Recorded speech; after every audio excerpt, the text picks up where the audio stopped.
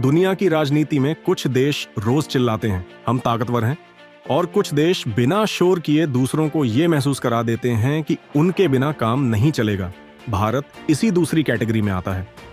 न रोज धमकी, न रोज युद्ध का शोर, न रोज अग्रेसिव बयान। फिर भी आज अमेरिका, यूरोप, रूस, मिडिल ईस्ट सब भारत को इग्नोर नहीं कर सकते। सवाल ये नहीं है कि भारत इंपॉर्टेंट है या नहीं, असली सवाल ये है भारत बना कैसे इतना इंपॉर्टेंट, वो भी बिना शोर मचाए। अगर हम 1990 के दशक या अर्ली 2000 के दशक में जाए तो भारत की ग्लोबल इमेज बहुत साफ थी। भारत को ऐसे देखा जाता था, बड़ा देश लेकिन स्लो, पॉपुलेशन ज्यादा, प्रोडक्टिविटी कम, मॉरल बातें ज्यादा, स्ट्रेटेजिक एक्शन कम। दुनिया भारत से उम्मीद तो रखती थी लेकिन भरोसा नहीं करती थी। इंडिया हैज पोटेंशियल, ये सुनने में अच्छा लगता है, लेकिन जियोपॉलिटिक्स में इसका मतलब होता है अभी काम का नहीं। पावर पॉलिटिक्स में फ्यूचर प्रॉमिस नहीं चलता, प्रेजेंट कैपेबिलिटी चलती है। और यहीं से भारत की सोच में धीरे धीरे बदलाव शुरू हुआ। दुनिया को भारत की जरूरत क्यों पड़ने लगी? अब दुनिया का पर्सपेक्टिव समझिए। कोल्ड वॉर खत्म हो गया लेकिन इंस्टेबिलिटी खत्म नहीं हुई। अमेरिका अकेला रह गया लेकिन अकेला दुनिया नहीं संभाल सकता। चीन तेजी से ऊपर आया, इकोनॉमिक भी, मिलिट्री भी।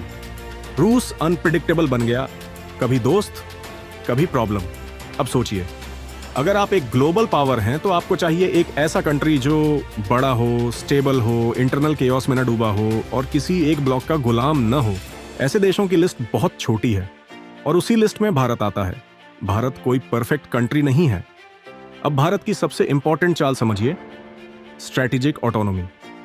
इसका मतलब आसान भाषा में यह है, हम किसी के दुश्मन नहीं लेकिन किसी के नौकर भी नहीं। भारत अमेरिका के साथ काम करता है लेकिन अमेरिका के लिए नहीं। भारत रूस से हथियार लेता है लेकिन रूस के इशारों पर नहीं चलता। भारत यूरोप से डील्स करता है लेकिन लेक्चर्स नहीं सुनता। और यही बात दुनिया नोटिस करती है। जब पूरी दुनिया कैंप्स में बंटी हो तब जो देश कैंप्स के बीच पुल बन जाता है वही असली पावर बनता है।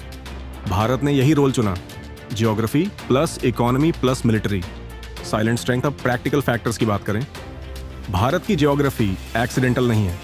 इंडियन ओशन के आसपास एनर्जी राउट्स गुजरते हैं, ग्लोबल ट्रेड चलता है, नेवल पावर डिसाइड होती है। इसका मतलब यह है अगर इंडियन ओशन अनस्टेबल हुआ तो दुनिया की इकोनॉमी हिल जाएगी। अब इसमें जोड़िए दुनिया की fastest growing major economy, massive domestic market, defence manufacturing push. Bharat अब सिर्फ बायर नहीं रहा, भारत प्रोड्यूसर और स्टेबलाइजर बन रहा है। और जियोपॉलिटिक्स में स्टेबलाइजर की वैल्यू अटैकर से ज्यादा होती है। बहुत लोग पूछते हैं भारत इतना शांत क्यों दिखता है?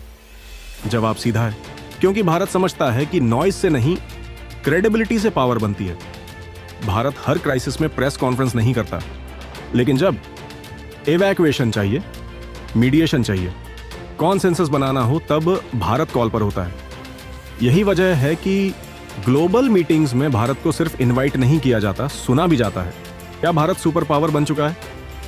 अब सबसे ऑनेस्ट सवाल, नहीं, भारत अभी सुपर पावर नहीं है, लेकिन भारत वो कंट्री बन चुका है जिसके बिना इंडो पैसिफिक अधूरा है, ग्लोबल साउथ अधूरी है, पावर बैलेंस अधूरा है, जियोपॉलिटिक्स में स्टेटस से ज्यादा इंपॉर्टेंट होता है रेलेवेंस।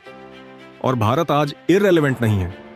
भारत ने दुनिया को यह नहीं कहा कि हम आ रहे हैं, दुनिया ने खुद महसूस किया कि भारत के बिना कैलकुलेशन पूरी नहीं होती। यही असली राइज होता है, चुपचाप, धीरे लेकिन टिकाऊ।